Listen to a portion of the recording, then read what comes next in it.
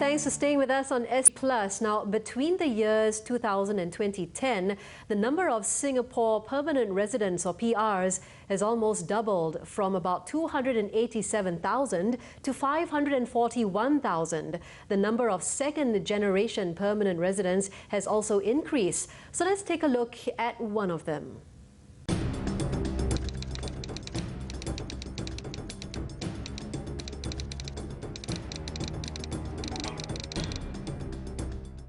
Packing up to do his duty. That's what Alex is doing as he prepares to return to camp.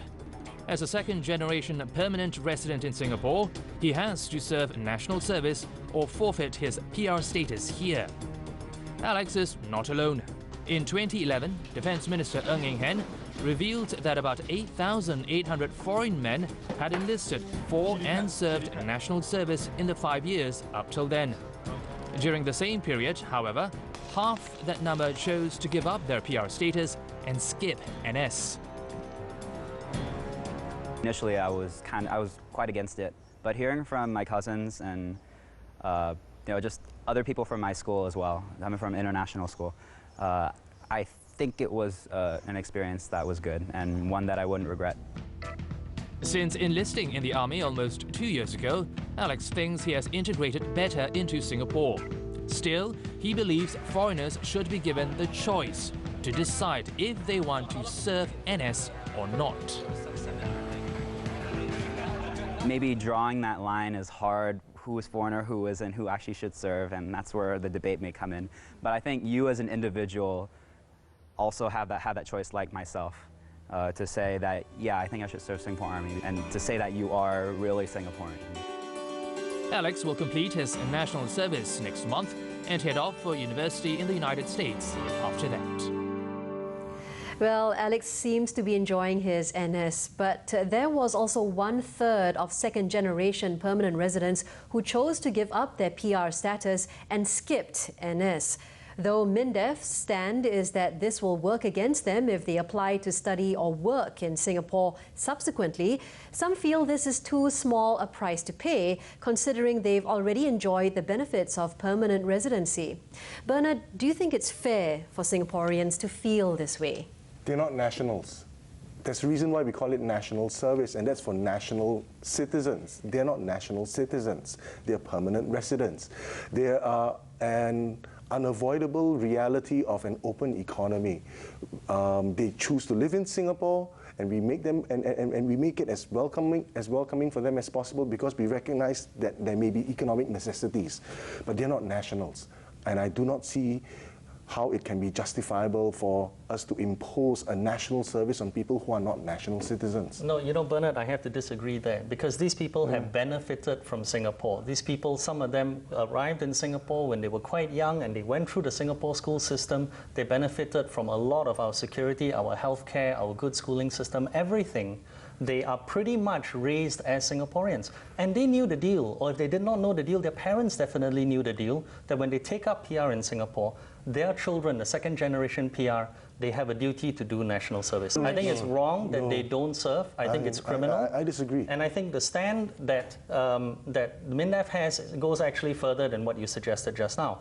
The stand that MINDEF has is that if they come back to Singapore, they will be prosecuted under the Enlistment Act, and they'll be liable to a fine of up to 10,000 or jail for up to 3 years. And then they have to serve national service. At the same time, I think we know any number of people who now come back to Singapore to work, who used to be PRs, who gave up their PR status, but came back and worked in Singapore as well. No, do you actually have the statistics on that? Because I don't have the statistics, but anecdotally, there is evidence out there that suggests Bernard, that. that's the problem. It's all anecdotal. I hear a lot of people say it. I've tried looking for the statistics. I don't have it. I've even looked at what Minister said in Parliament, and he says that we get them, we prosecute them. I don't think it necessarily happens. I seriously doubt if it necessarily happens.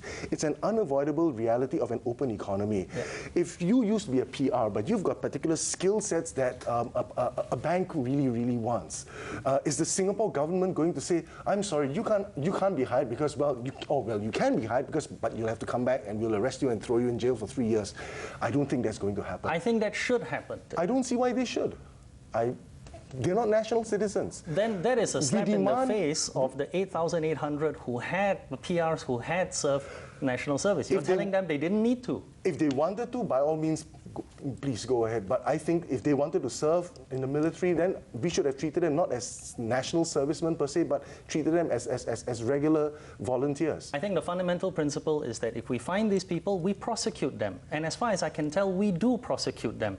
And I seriously doubt, especially if they've come back and are serving in very high level jobs anywhere in the economy, that anything can be done about it. Nobody is above the law. It's a breach of the Enlistment Act. You're telling me people can get away with crimes? Is that the kind of country we live in? I don't think so.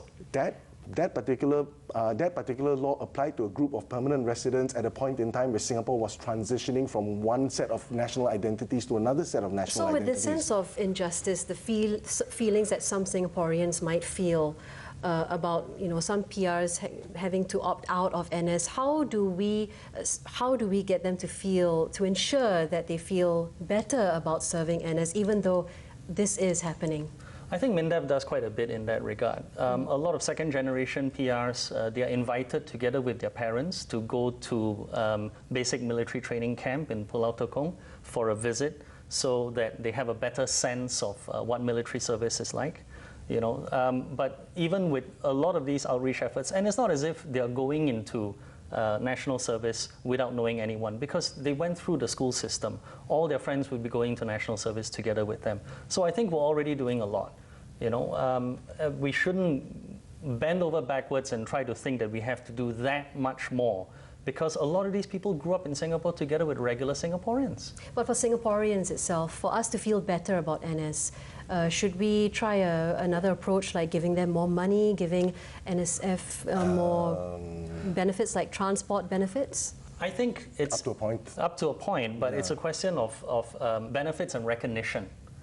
If you give rewards, benefits, that sort of thing, it becomes very transactional, very monetary. Sure. And I think we can't go too far in that direction. Definitely a very robust debate tonight. Thank you both for joining us today on SG Plus. Very, very interesting views, but that is all the time we have for today. Next week on SG Plus, we will look at national health insurance. Are Singaporeans sufficiently insured? Till then, I'm Melanie Olivero. Thank you for joining us. My girl, now it's time for me to serve. I see change from pink to green. Number 4 replace my jeans. No Letitia to keep things clean. Own self must do everything. Yeah, I, oh, I, oh, I, oh, I, oh, I.